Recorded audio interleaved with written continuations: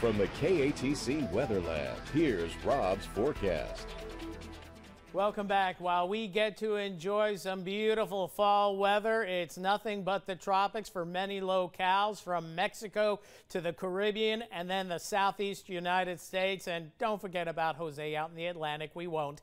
Let's go ahead and take a look at the big picture here. We're tracking three systems all in the Atlantic basin. One, a major Category 5 storm. Another one on the way to becoming a major storm. That would be Jose, but Jose's limited down the line.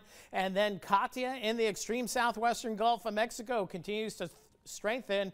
And why is it so busy? Well, guess what? This is the peak time of hurricane season, according to our plot that shows tropical activity and how it really ramps up through September 11th, 12th. That's the halftime. So we're not even at halftime yet on tropical season. Louisiana prime time goes through at least the first week of October. Then after that, the risk of big storms goes down. But it's a busy, this year may be busier a little deeper into October. We'll have to wait and see. But we're going through the alphabet pretty quickly. So as we take a look at Puerto Rico radar here again, Puerto Rico certainly spared the wrath of this storm after it ripped through the British Virgin Islands earlier today, and also the U.S. islands as well, especially St. Thomas, now moving away. So certainly good news. Still the threat of heavy rainfall across Puerto Rico, but next on up is going to be the Turks and Caicos Islands as that storm continues to move generally to the west-northwest. Meanwhile, our weather beautiful. That front that is pushed down has pushed this frontal trough into the Gulf of Mexico, so that's sealing off Katia. We'll get back to that storm in just a bit. And then we have, again, Irma and Jose way out here. And again, this frontal trough is going to be key on when Irma makes a turn to the north. So let's take a close look at this system. Not quite as organized as it looked a few hours ago, but still Category 5 with 185-mile-per-hour winds. And here's the Turks and Caicos Islands. They'll be up on deck for tomorrow afternoon as we watch this system continue to move generally to the west-northwest. 185-mile-per-hour sustained winds, moving a little bit more quickly to west-northwest at about 16. And on that track, we go through the Turks and Caicos Islands and the Bahamas by Friday, still as a Category 5 storm, although probably not as intense, but still 160, 165-mile-an-hour winds are still quite high.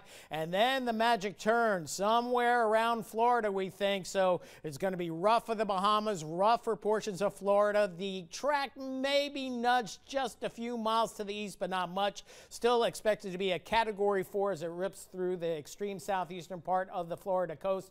But mind you, this is why we have a cone. We can be off by this much, especially off to the east. So we'll be watching that and then making a second landfall, we think, over toward the Carolina coastline. So here's the European model. This is not the official forecast, but it gives you an idea of what's going to happen. We have Katia down here. That goes into Mexico. Then we have Irma. The water here is very warm. That's why the National Hurricane Center is maintaining this as a Cat 4, Cat 5 storm through this point. So it could be stronger than the Category 4 that's forecast, and then ripping right through Miami, West Palm, and then on up through the east coast of Florida, right by the Space Coast, and then making a secondary landfall somewhere along the Carolina-Georgia border, perhaps farther to the north and east. Again, this is just a model projection. Then those heavy rains move inland. And Jose, can you see out here, just meandering around out in the open Atlantic? So no concern with that system, at least for right now.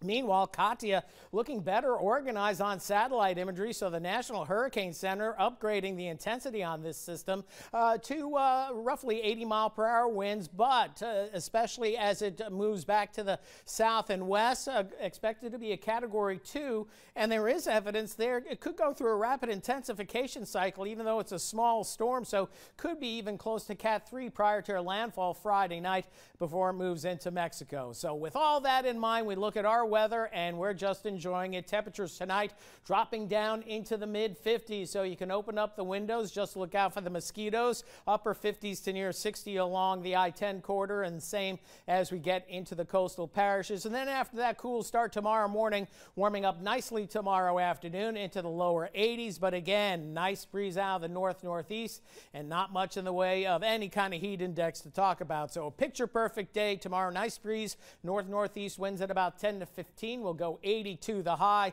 Your next 5 days looks really nice, comfortable nights. So let's double down on it and go to 10 days. Why not? Although we'll get a little bit warmer toward the end of next week into the following weekend.